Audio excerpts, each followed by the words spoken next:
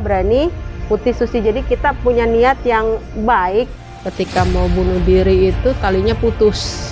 Jadi jangan marah sama Bunda kalau Bunda itu satu harian di sana. Di setiap sujud saya, di setiap doa saya cuma minta sama Allah,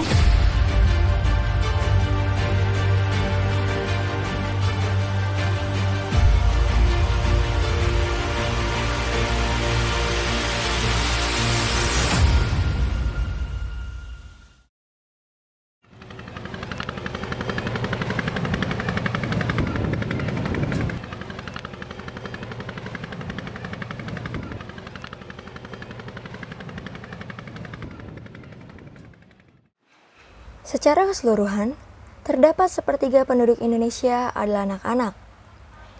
Setiap anak pasti memiliki mimpi dan cita-cita yang ingin mereka capai. Namun, dari jumlah anak yang ada di Indonesia, hanya sebagian saja yang bisa melanjutkan mimpinya ke jenjang sekolah. anak lulusan SMP itu paling banyak 30-40%. SMA itu paling banyak 15%. Kuliah itu paling 1%, Mbak, atau 0 poin lah. 0,5. Terdapat lebih dari 70.000 orang anak yang putus sekolah. Hal itu disebabkan karena adanya kesenjangan sosial dan juga perekonomian yang tidak stabil. Sebagai seorang pendiri sekaligus pengajar di Rumah Belajar Merah Putih, sosok Desi Purwatuning atau biasa dipanggil Bunda Desi tidak melupakan kuadratnya sebagai seorang ibu. Aku mantan pelaut yang hijrah menjadi guru.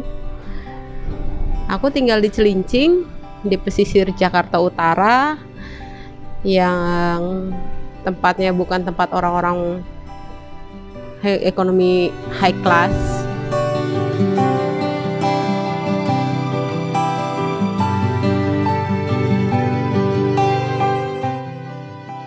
Pamit ya, Assalamualaikum. Ya.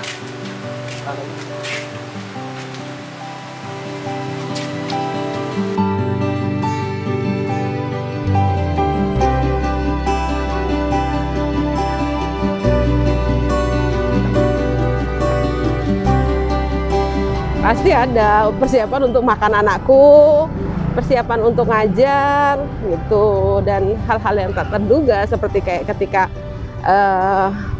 aku suka bikin memo gitu kan. Memo itu untuk isi anak-anak itu curhat gitu.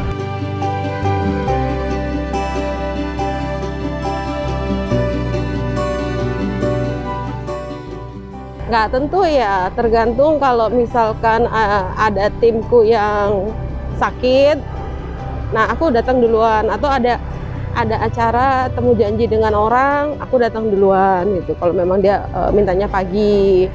Tapi sih rata-rata aku kalau berangkat itu pas untuk murid paket. Untuk menuju rumah belajar, Bunda Desi harus mengendarai sepeda motor. Sering pecah ban, kadang ditabrak. Nih dari sini nih sering ditabrak nih aku nih biasanya, karena orang biasa yang baru belajar naik motor terus nabrak dari belakang atau dari depan kayak gitu. Walaupun di setiap perjalanan tidak selalu mulus, Bunda Desi tetap harus berangkat untuk mengajar.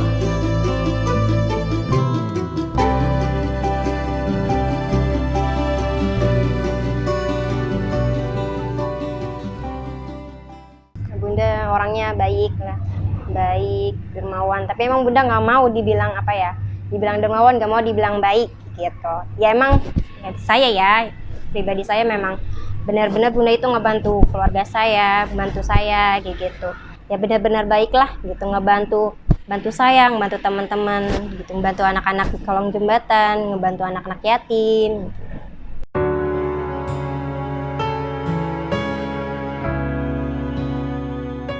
Bunda Desi itu orangnya baik, terus juga dia bergaul gitu. Jadi kita juga tuh nggak tegang-tegang amat gitu. Kalau yang udah kenal udah santai sih orangnya.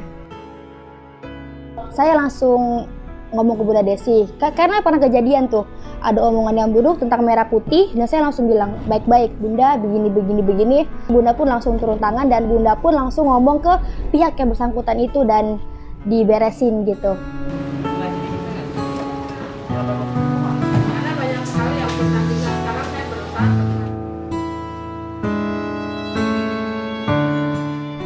Jadi gini ya Mbak, kenapa pertama kali aku milih ini? Banyak perhitungannya, banyak pertaruhan yang aku taruh di sini. Saya kepengen anak-anak sini itu tidak di blacklist, karena banyak orang nge-blacklist. Oh anak kojem loh, anak kojem itu anak yang tidak punya attitude. Oh anak kojem itu anak buruk, anak kriminal. Ini anak menurut versi saya ini udah bagus, sikapnya sopan satu. Ketika mereka keluar dari jembatan tuh, mereka akan dicap anak kojem loh, awas itu ada barang, ada anak kojem lewat. Itu nangis Mbak, saya nangis Mbak. Perjuangan dari Bunda Desi untuk Rumah Belajar Merah Putih sangatlah besar. Banyak rintangan yang harus beliau lewati. Dengan semangat yang membara, sosok dari beliau inilah yang patut kita contoh. Merah putih artinya dari merah berani, putih suci. Jadi kita punya niat yang baik, yang suci, yang mau kita lakukan untuk masyarakat, khususnya masyarakat di Kojem ini gitu. Banyak ya, ada beberapa tempat, salah satunya di belakang ini, kita di keramik ini kita belajar gitu. Jadi murid itu murid banyak kan, tempat kita tuh kecil, jadi kita pakai tempat lain lagi. Jadi tempat inilah salah satunya. Jadi kalau belajar di sini kita bawa barang, belajar, selesai belajar kita bawa lagi gitu. Tuh. Mungkin ada 3 tahunan, 3 tahun yang lalu, 3-4 tahun yang lalu, karena yang di tempat sekarang ini baru 1 tahun. Nah sebelum di tempat yang sekarang itu tempatnya kecil Mbak.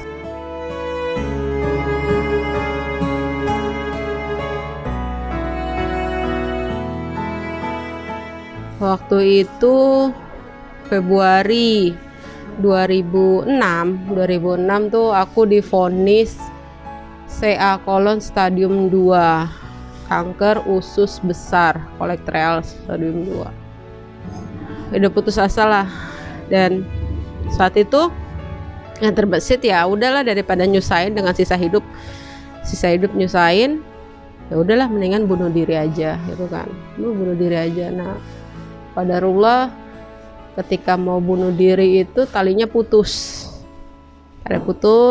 Dan di situ saya pikir yang Allah nggak ngizinin saya meninggal, karena Allah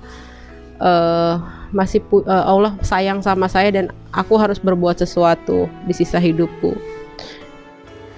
Meskipun sering dipandang rendah oleh orang-orang sekitar, ketabahan dan juga kegigihan dari sosok Bunda Desi dapat membangkitkan niat yang baik dalam membentuk Rumah Belajar Merah Putih. Memberikan harapan bagi anak-anak untuk bermimpi adalah tujuan dari berdirinya Rumah Belajar Merah Putih. Sampai saat ini, Rumah Belajar Merah Putih memiliki banyak program. Jadi Merah Putih itu sebetulnya banyak programnya ya. Ada PAUD, paket, TPQ, yatim, pemberdayaan. Nah, kalau PAUD itu pagi jam 8 sampai jam 10. Habis itu paket itu diantara jam 11 hingga jam 1. Baru jam 2 sampai jam 4 itu penghafal Quran. Lalu setengah 4, jam 4 baru masuk TPQ sampai jam 6. Kita memaksimalkan tempat ini Mbak, sampai Sabtu Minggu pun tempat ini dipakai. Yang penting batasnya sampai jam 7. Kesempatan tersebut dapat dijadikan peluang agar pembelajaran lebih banyak diberikan kepada anak-anak dan bisa menjadi momen kedekatan antara Bunda Desi dengan anak-anak semakin erat.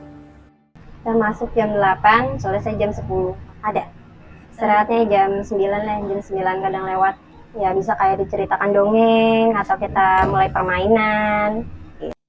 Setiap anak pasti memiliki karakter yang berbeda-beda. dan pengajar harus bisa memahaminya. Yang unik sih banyak sebenarnya. Ya kayak misalnya dia ini memang datang terlambat, terus suka ngejailin, ya suka tiduran, suka teriak-teriak. Ya keliling-keliling lah, keliling-keliling temennya, ngejailin temennya. Kayak semua anak itu unik sebenarnya gitu. Kita karakternya beda-beda ya. Ketika anak-anak mulai jenuh dengan suasana pembelajaran yang itu-itu saja, para pengajar harus bisa membangkitkan kembali semangat belajar dari anak-anak tersebut. Jadi kami membuka dua, ada outdoor, ada indoor. Jadi ketika mereka bosan belajar dalam ruangan, mereka boleh belajar di luar ruangan. Karena kami membebaskan anak-anak dalam pembelajaran. Mereka jenuh. Rata-rata anak-anak sini jenuh untuk belajar dalam satu ruangan yang sifatnya monoton. Karena anak-anak kami unik.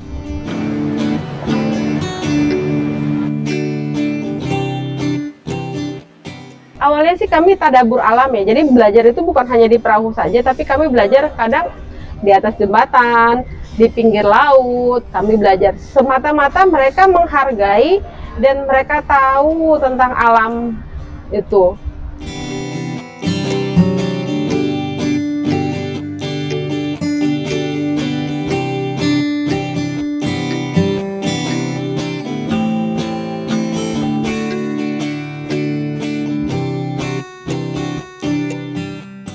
Iya, untuk paket. Karena kalau untuk anak-anak yang lain, satu untuk PAUD kami nggak berani karena banyak anak-anak masih PAUD ya, usia dini. Dan jumlah mereka itu lebih banyak daripada jumlah paket, seperti itu.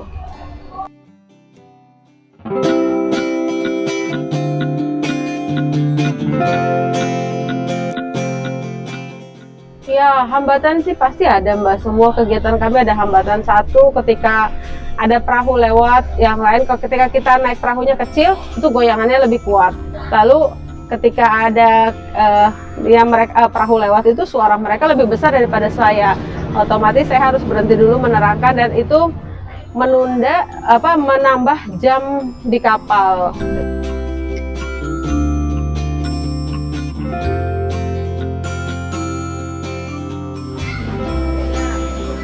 Jadi kenapa sih murid kita dikit, murid paket itu dikit? Karena kita nggak bisa menerima semua anak di Kojem ini untuk belajar di kami. Kami punya syarat-syarat khusus. Salah satunya adalah mereka memang dalam segi ekonomi mereka sangat sulit hidupnya. Mereka rumahnya kontrak, mereka kerjanya buruh. Lalu anak yatim, anak piatu itu yang masuk dalam kita, dan anak-anak disleksia. Makanya di Merah Putih itu hampir 80% murid kami disleksia. Karena anak disleksia itu banyak dibully di luaran, dan anak disleksia ketika masuk sekolah formal mereka dibully, mereka keluar. Nah, kamilah wadahnya untuk menerima mereka. Makanya kenapa kami ajarkan akidah akhlak dan satu lagi skill. Di tempat kami ada tempat belajar masak, komputer, sama menjahit.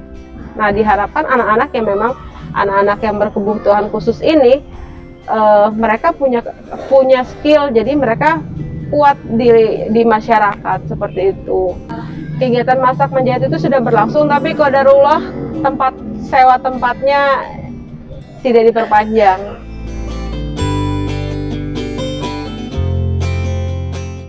Selain menjadi pengajar di Rumah Belajar Merah Putih, Bunda Desi harus membagi waktu untuk menjalani kegiatan lainnya sekaligus menjadi seorang ibu bagi anak-anaknya.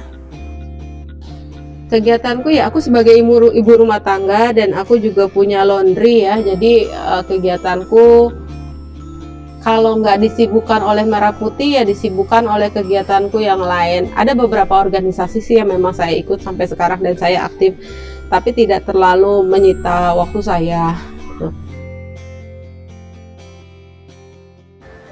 Selalu ada jalan bagi orang-orang yang mau berusaha.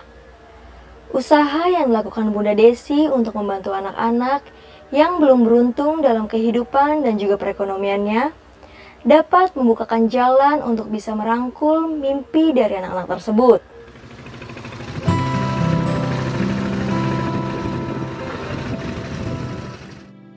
Lebih banyak dukanya, apalagi dengan sekarang status saya sebagai single parent ya. dan tempatnya tempat prostitusi. Dengan keadaan saya single parent, banyak sekali orang yang berpikiran yang mau nggak sih jadi selingkuhan saya, mau nggak sih, bukan nikah ya, tapi kumpul kebo yang sewaktu-waktu mereka butuh seperti itu.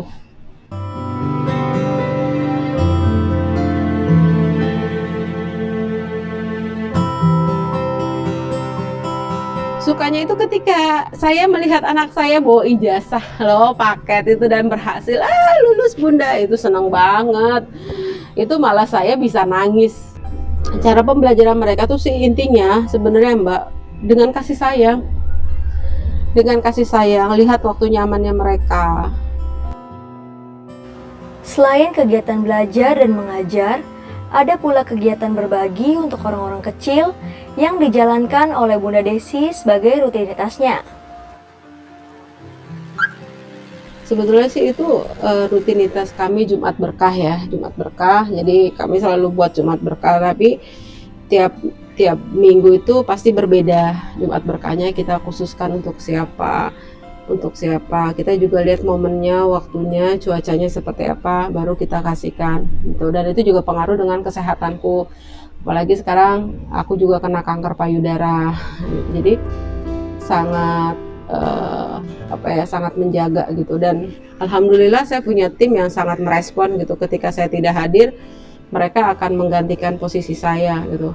Jadi ketika kayak rapat, mereka akan gantikan yang ini, mereka akan gantikan, walaupun Jumat Berkah saya nggak ada, mereka gantikan gitu. Jadi alhamdulillah semua berjalan dan saya punya tim yang sangat solid, alhamdulillah.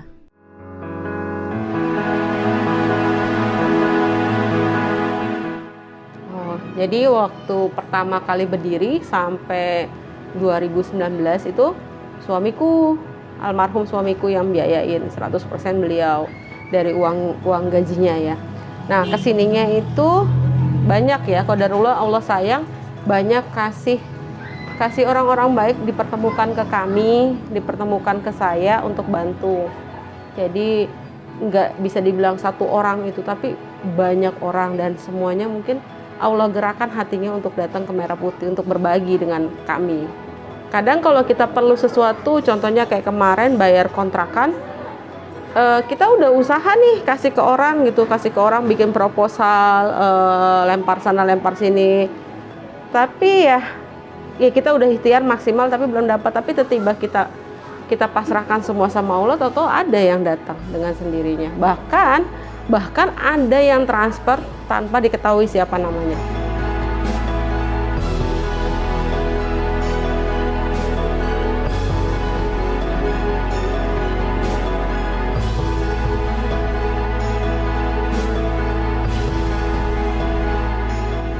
Harapannya Merah Putih bisa terus berbagi dengan anak-anak, terus bisa menerima amanah-amanah dari teman-teman, dan saya kepengen rumah Merah Putih itu terus ada.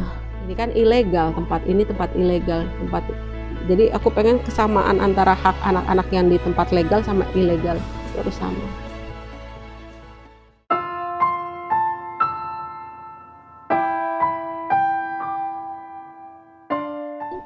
Alhamdulillah lah, Merah Putih punya legalitas hukum. Jadi banyak ya Mbak yang mempertanyakan, Merah Putih itu tempatnya ilegal, nggak mungkin lah punya legalitas hukum. Aduh, salah banget deh. Merah Putih itu punya legalitas hukum. Gitu. Bahkan yang membuat itu orang yang memang kita hormatin, gubernur kita.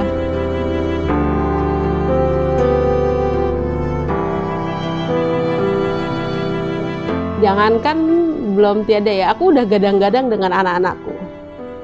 Kakak, kamu harus urus yatim bareng sama Iksan. Adek, Safa, urus PAUD sama TPQ. Kamu juga udah biasa kan ngurus yatim, urus ya, nah gitu. Jadi mulai dari kemarin itu saya udah ngajarin anak saya Mbak, mau nggak mau mereka harus sudah siap gitu. Cuman saya khawatirnya mereka kan masih muda, emosional mereka kan nggak kekontrol ya.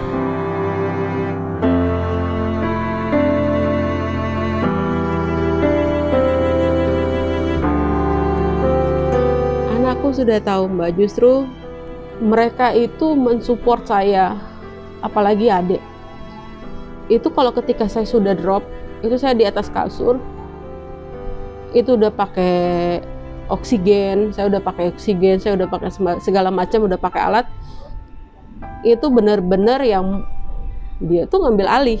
Alhamdulillah saya punya anak 2, mungkin anak saya sekarang udah besar kan, jadi nggak terlalu kayak orang meminta curahan waktu saya lebih banyak, karena mereka paham ibunya di luaran sana bukan mencari uang, tapi mencari pahala. Yang memang aku bilang sama anak-anakku, Dek, kakak, kamu tahu kan ayah meninggal bilangnya apa? Aku bilang gitu kan. Iya nda, ayah bilang merah putih itu jangan sampai tutup, kata dia bilang kan gitu kan.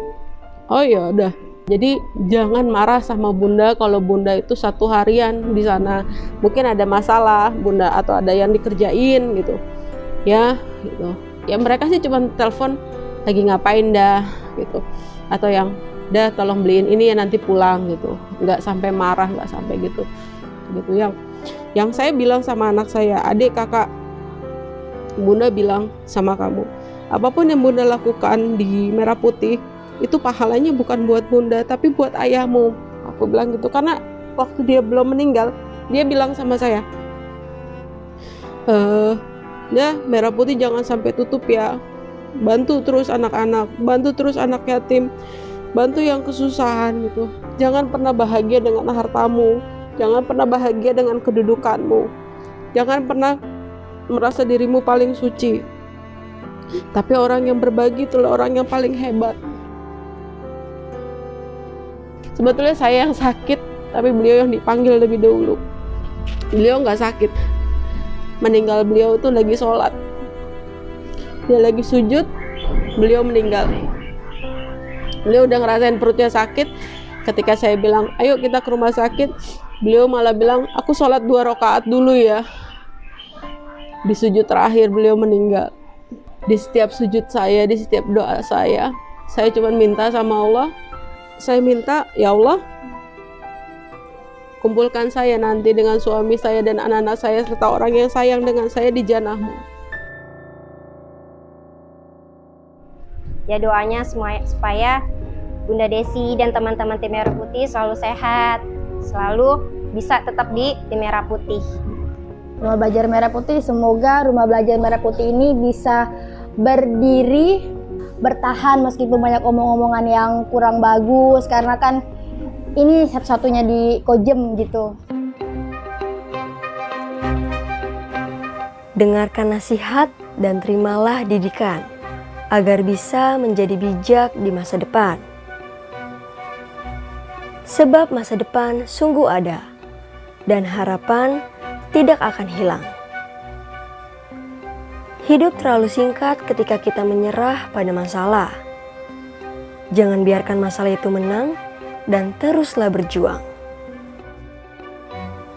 Karena setiap masalah pasti ada jalannya. Selalu bersyukur dan tetap berdoa.